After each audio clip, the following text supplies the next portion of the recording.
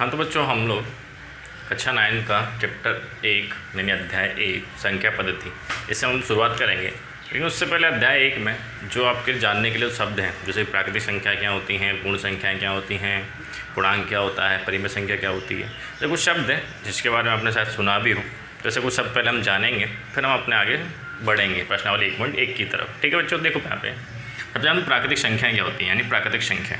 ठीक है, तो 1 से अनंत तक, जो 1 से शुरू हो, और जानते बच्चों की गिनती कोई सीमा नहीं होती है, ठीक है ना, अनंत तक होता है। ठीक है, संख्याएं क्या होती हैं, अनंत तक।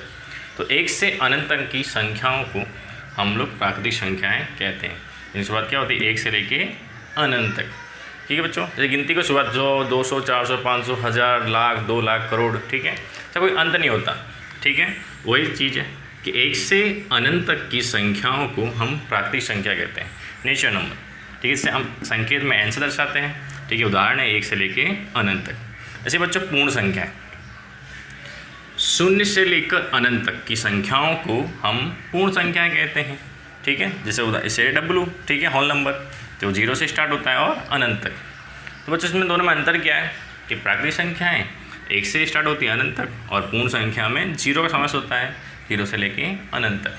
तो प्राकृतिक संख्या जो 1 से शुरू हो और अनंत तक, उन्हें हम प्राकृतिक संख्या कहते हैं।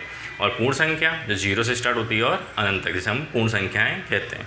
ठीक है, तो प्राकृतिक संख्या जो 1 से शुरू होकर अनंत तक की संख्याओं को हम प्राकृतिक संख्या कहते हैं, और पूर्ण संख्या 0 से शुरू होकर अनंत तक की संख्याओं को हम पूर्ण संख्या कहते हैं। टॉपिक है पूर्णांक संख्याएँ।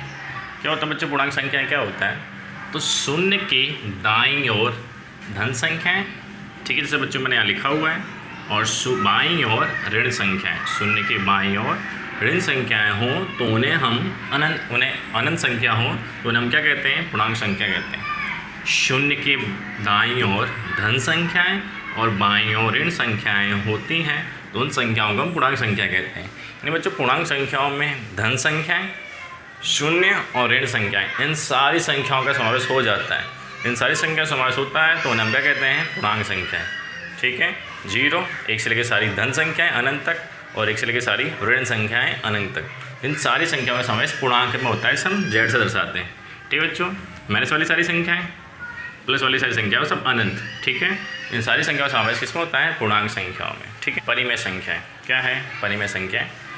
तो परिमेय संख्या क्या होता है बच्चों, कि जिसे हम बट्टे के स्वरूप में लिखते हैं, यानी अंश और हर के रूप में, जैसे पहले हम लोग भिन्न संख्याएँ भी कहते थे। ठीक है, तो जिन संख्याओं को P/Q स्वरूप के रूप में लिख सकते हैं उन्हें हम परिमेय संख्याएं कहते हैं बच्चों। जैसे कि हम लोग 1/2, 3/4 या 5/6 इससे बच्चों बट्टे के रूप में लिखते हैं, यानी ये हो गया P, ये क्या हो गया Q।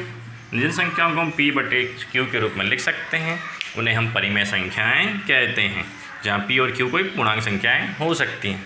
ठीक है, पूर्णांक संख्याएँ क्या हो सकती हैं, हो सकती हैं। ठीक है बच्चों, तो परिमेय संख्याएँ यानी ऐसी संख्याएँ जिसे हम P/Q के रूप में लिख सकते हैं उन्हें हम परिमेय संख्याएँ कहते हैं। तो बच्चों हम अपने प्रश्नावली 1.1 से शुरुआत करते हैं। देखो प्रश्नावली 1.1 का सवाल नंबर 1। प्रश्न नंबर 1 बच्चों आपसे क्या कहता है कि क्या 0 यानी 0 क्या परिमेय संख्या हो सकती है, ऐसा आपको बताना है। ठीक है, क्या 0 एक परिमेय संख्या है, क्या इसे आप P/Q के रूप में लिख सकते हैं। ठीक है बच्चों, ऐसा आपको बताना है। तो क्या 0 एक परिमेय संख्या है, तो बच्चों उत्तर है हाँ, 0 एक परिमेय संख्या है और इसे हम P/Q रूप में लिख सकते हैं। ठीक है बच्चों, जैसे कि मान लो कि 0/2, तो 0 के बट्टे में कोई भी संख्या लिखो, यानी कि 0 के बट्टे में कोई संख्या लिखना, यानी कि उस 0 को उस संख्या से भाग देना। तो 0 किसी से भाग दोगे लेकिन आने वाला क्या है बच्चों, 0 ही आने वाला है। ठीक है, इसलिए उससे कोई फ़र्क पड़ता नहीं है। तो इसके बट्टे में कोई भी संख्या लिखते हो तो 0 को कोई फ़र्क नहीं पड़ता। तो इसलिए कि 0 को हम P/Q स्वरूप में लिख सकते हैं। तो क्या 0 एक परिमेय संख्या है, तो हाँ 0 एक परिमेय संख्या है और इसे हम P/Q के रूप में लिख सकते हैं। जैसे मैंने एग्जाम्पल भी दिया है 0/1, 0/2, 0/3 और 0/5। ठीक है बच्चों, तो क्या 0 एक परिमेय संख्या है, तो हाँ 0 एक परिमेय संख्या है। ठीक है, सवाल नंबर दूसरा बच्चों देखो आपसे क्या कहता है कि 3 और 4 के बीच में 6 परिमेय संख्याएं ज्ञात कीजिए। ठीक है बच्चों, कि 3 और 4 के बीच में 6 परिमेय संख्याएं ज्ञात कीजिए।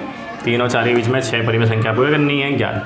तो देखिए बच्चों, मैंने आपको बताया था परिमेय संख्या यानी ऐसी संख्या है जो अंश और हर यानी p बट्टे के स्वरूप में लिखी जा सके। जैसे एग्जाम्पल के तौर पे 4/5 इस तरह जो बट्टे के रूप में लिखी जा सके उसे हम क्या कहते हैं, परिमेय संख्याएं कहते हैं। तो इनके बीच में हमें क्या करनी है, ज्ञात। ठीक है बच्चों, ये आपको मैं 2 तरीके से करके दिखाऊंगा। सबसे पहला तरीका है, ठीक है, पहला तरीका एकदम आसान है कि मान लीजिए हम ऐसा लिख देते हैं 3.0 और 4.0। ठीक है बच्चों, पॉइंट लगा 0 लगाने से इस पर कोई फ़र्क पड़ता नहीं, कहलाएगा तो 3, ये भी कहलाएगा 4। ठीक है, फिर इनके बीच में जो संख्या आती है वो हमारी परिमेय संख्या कहलाती है। जैसे कि 3.1, 3.2, 3.3, 3.4, 3.5 और 3.6। ठीक है बच्चों, ये हमारी क्या कहलाएंगी, परिमेय संख्या। जितनी जहाँ निकाल सकते हो निकाल सकते हो। देखो बच्चों, परिमेय संख्याएँ इसके इन दोनों के बीच में ना बहुत सारी होती है, तो इसके अलावा कुछ और आंसर आता है तो भी शायद वो सही हो। ठीक है, इनके बीच में परिमेय संख्याएँ बहुत सारी होती हैं। ठीक है, तो इसके अलावा जो आंसर देखिए वो भी हो सकता है। अब बच्चों आप सोच रहे हो कि बट्टे में हो वही परिमेय संख्या होती है, तो सब बट्टे में बदल सकते हैं। जैसे 3.1 है तो 3 और बच्चों पॉइंट हटाना, तो पॉइंट का एक संख्या और नीचे कितना लिखते हैं, नीचे कितना लिख सकते हैं 10। तो बच्चों बदल गई p बट्टे के स्वरूप में, तो जो पॉइंट हो तो वो भी परिमेय संख्या कहलाती है, दशमलव वाले भी। ठीक है, तो ये होगी परिमेय संख्या है, यानी इनके बीच में आने वाली संख्या है 3.1 से लेके 3.6 तक। ठीक है, अब बच्चों दूसरा तरीका,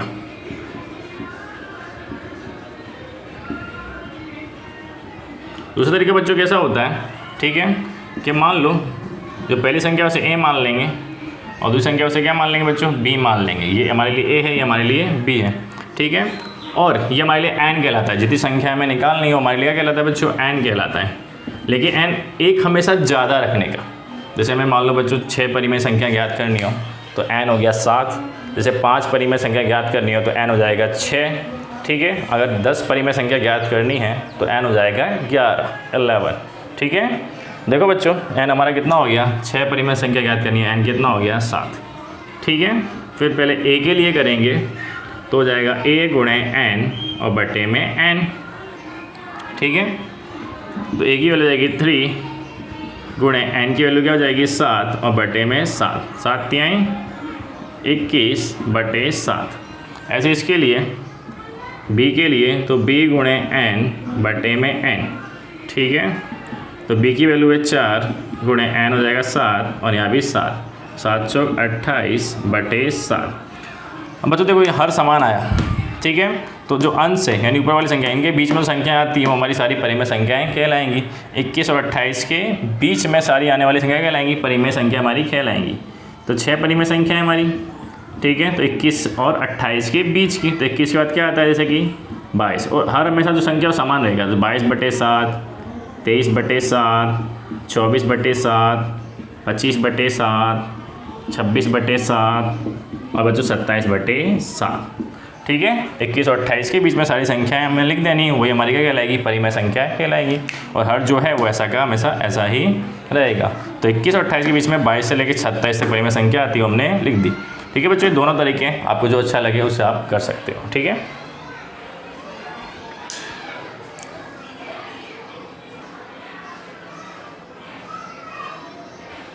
तीसरा सवाल है कि 3/5 और 4/5 के बीच की 5 परिमेय संख्याएं ज्ञात कीजिए। 3/5 और 4/5 के बीच की कितनी बच्चों, 5 परिमेय संख्या में क्या करनी है, ज्ञात। तो देखो सबसे आसान तरीका, एकदम इजी तरीका कि बच्चों सबसे पहले सिर्फ दशमलव बदलो। 3/5 मतलब होता क्या है। ठीक है, तो देखो हम भाग देते हैं, हम दे देते हैं आपको भाग सिखाते हैं। हमेशा भाग में ऊपर वाला हमेशा अंदर रहता है और नीचे वाला से हम भाग देते हैं। तो यहाँ पे 3 और यहाँ पे 5। ठीक है, अब 5 से छोटा है। ठीक है, तो हम क्या रखते हैं, 0 आगे एक दशमलव रख देते हैं या 0। अब 5 की पहाड़े में 30 कितनी बार में आता है, 6 बार में। 5 से 30 यानी 0 दे रहा है, भाग देने पे क्या आया 0.6। ऐसे बच्चों 4/5 का करेंगे हम लोग। 4/5 में हमेशा ऊपर वाला भाग के अंदर और नीचे वाला क्या रहता है, बाहर। अब 5 का पहाड़ा पर 5 से 4 छोटा है, तो यहाँ पे 0 लगा के 1 दशमलव, यहाँ 1 0। अब 5 के पहाड़े में 40 कितनी बार में, तो 5 8 40 40 में 40 का 0 यानी कितना उत्तर आया 0.8। तो इसको सॉल्व करने पे क्या आया 0.8। ठीक है बच्चों। अब 0.6 और 0.8, तो इसको बच्चों हम लोग 0.60 और 0.80 इस तरह से हम लोग लिख सकते हैं। ठीक है। अब इनके बीच की जो संख्याएँ हैं वो सारी परिमेय संख्याएँ हैं, तो इनके बीच में से 0.61, 0.62, 0.63, 0.64, 0.65, ठीक है, ऐसी 5 संख्याएँ कोई भी लिख दो, सारी परिमेय संख्याएँ। ठीक है। तो जैसे 5 परिमेय संख्याएँ, ठीक है बच्चों, वो सारी हम लोग लिख देंगे। वो सारी क्या कहलाएंगी परिमेय संख्याएँ कहलाएंगी। जैसे कि 0.60 के बाद 0.61, 0.62, 0.63, 0.64 और 0.65। ठीक बच्चों, ये सारी इनके बीच क्या कहलाएंगी परिमेय संख्याएँ कहलाएंगी। जैसे मैंने आपको समझाया परिमेय संख्याएँ जो बट्टे के स्वरूप में हो तो आप इसको बट्टे में लिख सकते हो। 0.6 का मतलब क्या होता है कि पॉइंट के बाद दो संख्याएँ, तो पॉइंट आ देंगे तो नीचे कितना आ जाएगा 100 आ जाएगा। तो ये बट्टे में हो गई कि नहीं हो गई, तो परिमेय संख्या अपने आप हो जाती है। तो समझ लो जो संख्या है वो सारी परिमेय संख्याएँ कहलाती हैं। ठीक है। तो इनके बीच में जो भी संख्या है वो सारी परिमेय संख्या है, तो कोई भी 5 आप लिख दो, जैसे मैंने लिख दी। ठीक है। हाँ तो सवाल तीसरा वही सवाल, ठीक है, वही इसके 3/5 और 4/5 के बीच की 5 परिमेय संख्या हमें ज्ञात करनी है।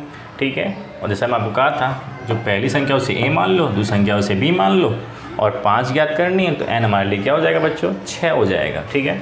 अब जैसे मैंने आपको एक सूत्र मैंने आपको बताया था, उस सूत्र से हम करेंगे।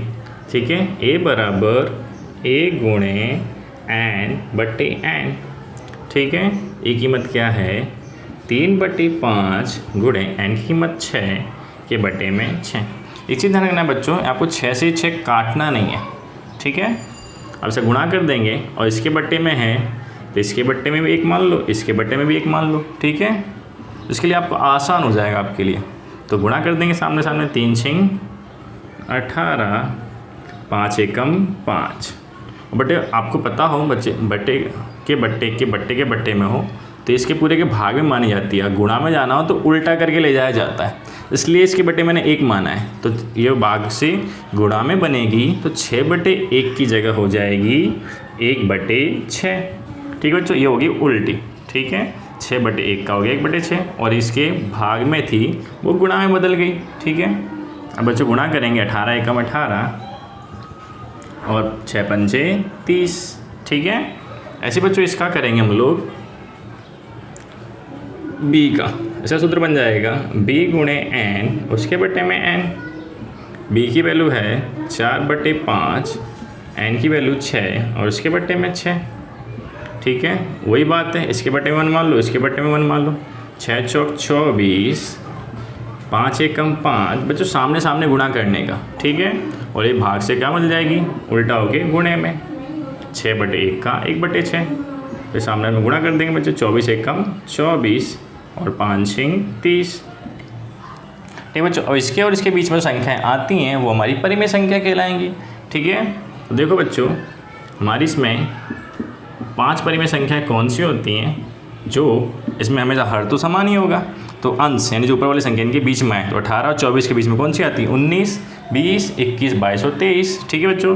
तो पहली हो जाएगी 19, 30 तो ही रहेगा 19/30, फिर क्या हो जाएगी बच्चों 20/30, फिर 21/30, फिर 22/30, फिर बच्चों 23/30। ठीक है बच्चों। तो 18 और 24 के बट्टे में 19, 20, 21, 22 और 23। ठीक है। 5 परिमेय संख्या आती हैं जो आपकी ज्ञात होगी। ये हो गया बच्चों सूत्र से। 1 का सवाल नंबर या प्रश्न नंबर 4। प्रश्न नंबर 4 बच्चों आपसे क्या कहता है कि नीचे दिए गए कथन सत्य या असत्य वो कारण के साथ आपको बताने हैं। जो सत्य सही यानी गलत जो भी हैं वो कारण के साथ आपको बताने हैं। अब देखो बच्चों उसमें पहला सवाल है कि प्रत्येक प्राकृतिक संख्या क्या एक पूर्ण संख्या हो सकती है बच्चों। ठीक है। ये आपसे पूछा जा रहा है। देखो प्रत्येक प्राकृतिक संख्या नहीं होती क्या बच्चों, तो मैंने कहा था प्राकृतिक संख्याएं जो 1 से स्टार्ट होती हैं और कहाँ तक जाती हैं बच्चों अनंत तक, जबकि पूर्ण संख्याएं 0 से स्टार्ट होती हैं और कहाँ तक जाती हैं अनंत तक। ठीक है। तो देखो प्राकृतिक संख्याएं जो ये हैं ये पूर्ण संख्या हो सकती है। तो बच्चों प्राकृतिक संख्या समावेश पूर्ण संख्या में होता है। जीरो से लेके अनंत, तो ये 1 से लेके अनंत, तो सारी प्राकृतिक संख्या का समावेश पूर्ण संख्या में हुआ कि नहीं हुआ बच्चों?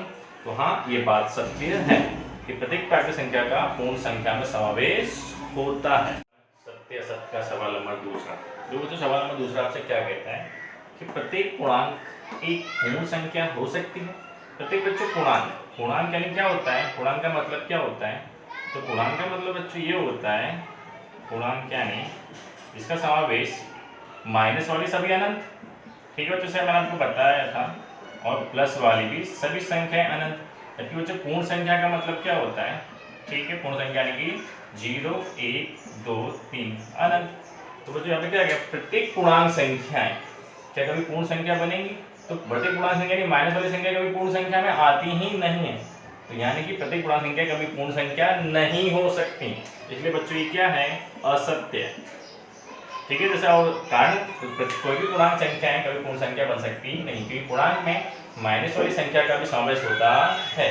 ठीक है, और पूर्ण संख्या माइनस वाली संख्या आती नहीं है, इसलिए कोई पूर्णांक संख्या कभी पूर्ण संख्या नहीं बन सकती। ठीक है बच्चों, अगला सवाल, प्रत्येक परिमेय संख्या। बच्चों बताया था परिमेय संख्या यानी क्या होती है? परिमेय संख्या जो बट्टे के स्वरूप में हो, यानी कि अंशहरणीय हो। ठीक है, और पूर्ण संख्या है तो अभी बताया पूर्ण संख्या 0 1 2 3। बच्चों अंशर वाली और पूर्ण संख्याएं 0 1 2 3 होती है। तो यहाँ पे क्या बोला है? प्रत्येक परिमेय संख्या एक पूर्ण संख्या होती है। तो बच्चों कोई परिमेय संख्या कभी पूर्ण संख्या नहीं हो सकती, क्योंकि अगर मान लो इसे हम सोल्व कर सकते हैं तो 1/2 आ जाएगा 0.5, दशमलव में हो जाएंगी, लेकिन ऐसे कभी आएंगी नहीं। तो इसलिए प्रत्येक परिमेय संख्या कभी पूर्ण संख्या नहीं बन पाएंगी। इसलिए बच्चों ये भी क्या हो गया? असत्य हो गया। ठीक है बच्चों।